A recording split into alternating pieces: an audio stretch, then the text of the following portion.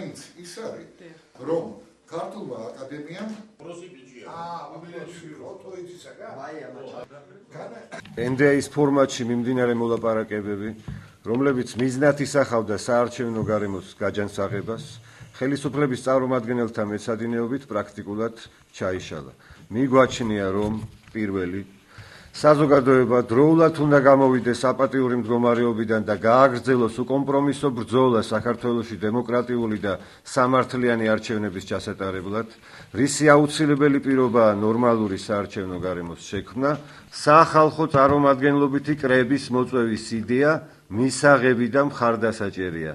თუ ეს კრება კიდევ ერთი ნაბიჯი იქნება საზოგადოების მობილიზაციის, კონსოლიდაციისა და საქართველოში დემოკრატიული და თავისუფალი არჩევნების ჩასატარებლად.